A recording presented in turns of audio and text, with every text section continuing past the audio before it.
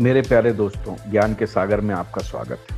दोस्तों, क्या आप जानते हैं कि वाल्मीकि रामायण के बाद दुनिया भर में अब तक 24 से ज्यादा भाषाओं में 300 से अधिक रामायण लिखी जा चुकी है, जो सिलसिला अभी भी जारी है। जी हाँ, रामायण क्योंकि श्री वाल्मीकि भगवान ने लिखी थी। वाल्मीकि जी भगवान राम के कंटेम्परेरी थे और ऐसा कहा जाता है कि वाल्मीकि जी के आश्रम में ही सीता माता ने लव और कुश को जन्म दिया था।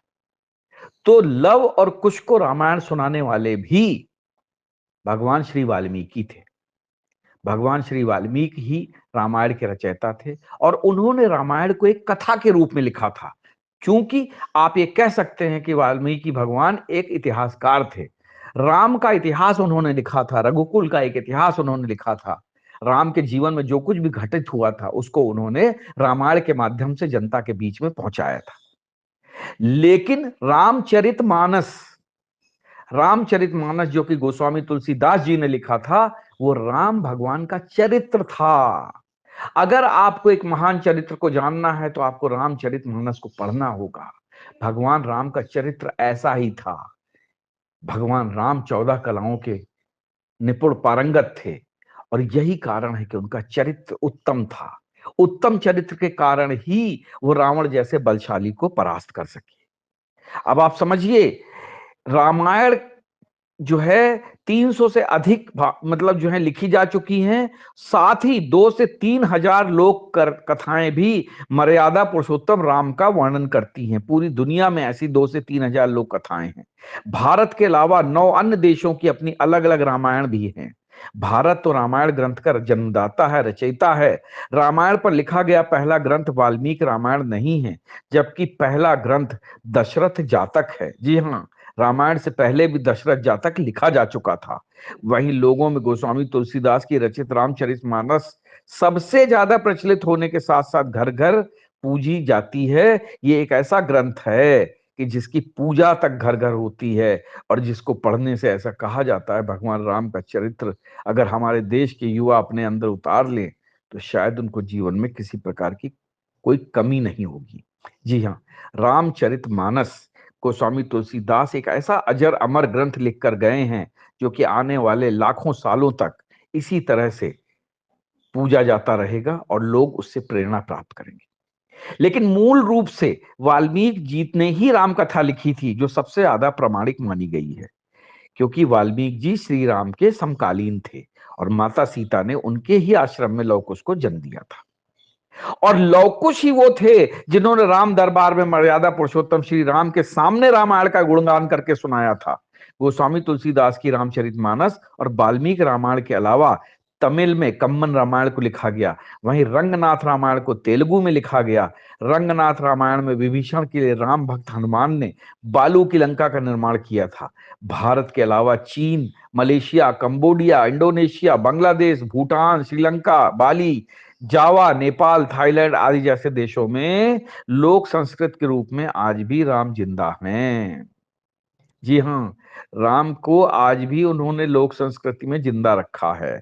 विदेश में भगवान श्री राम की कथाओं का मंचन बहुत ही ज्यादा लोकप्रिय है।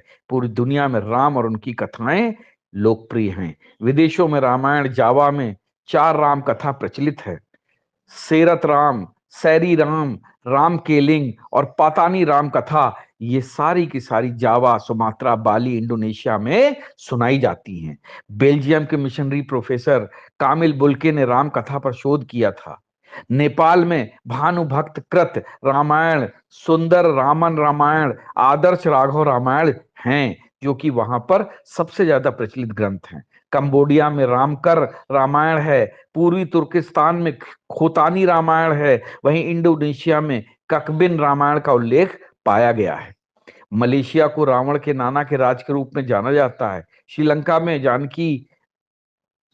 में जो थी माता जानकी, जब रावण हरण करके ले गया था तब वहां पर माता जानकी गई थी और वहां पर जानकी हरण के रूप में राम कथा प्रचलित है। अरब से लेकर यूरोप के कई देशों तक के साहित्य में राम कथा का कोई न कोई अन्य रूप जो है अवश्य देखने को मिलता है।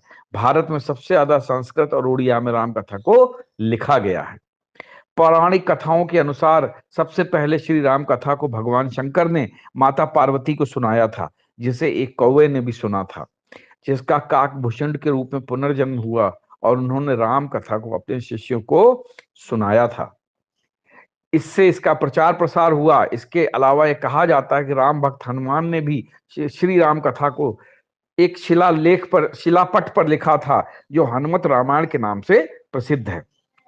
तभी तो कहते हैं हरि अनंत हरि कथा अनंता, अर्थात हरि अनंत है और उनकी कथाएं भी अनंत हैं। यानी कि भगवान राम अनंत है और भगवान राम की कथा है वो भी अनंत है। और इसीलिए कहा जाता है कि जब आप भगवान राम के मंत्र का या भगवान राम का स्मरण करते हैं तो आपके जन्म जन्मांतर के पाप हट जाते हैं, कट जाते हैं। जब इंसान इस धरती से जाता है तो उसको ले जाते समय भी राम नाम सत्य का ही पाठ किया जाता है।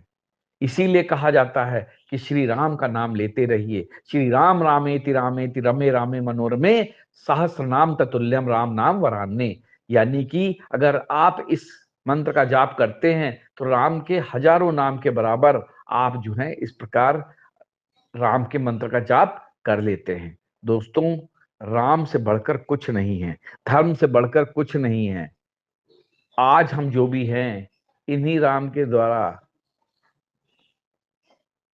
हम हमारी जो संस्कृति बची हुई है, हमारा जो देश बचा हुआ है, हमारे देश का जो नाम बचा हुआ है, इन्हीं राम के द्वारा ही बचा हुआ है। और राम मंदिर का बनना 500 सालों बाद ये एक बहुत बड़ी घटना है, ये एक बहुत बड़ा हमारे देश के पुण्य प्रताप का परिणाम है, जिसके कारण आज हम अपनी आंखों से भगवान राम के मंदिर को बनता हुआ देख रहे हैं। और वरना भगवान राम, हमारे रामलला तो टेंट में ही विराजमान थे और उनकी चादर बदलने के लिए भी कोर्ट से परमिशन लेनी पड़ती थी। तो दोस्तों समझिए कि भगवान राम की महिमा क्या है, भगवान राम किस तरह से अपने दोस्तों का भला करते हैं। अगर आपको मेरी बात सही लग रही हो तो कृपया इसे लाइक करें, शेयर करें, सब्सक्राइब करें। जय हिंद, जय भारत।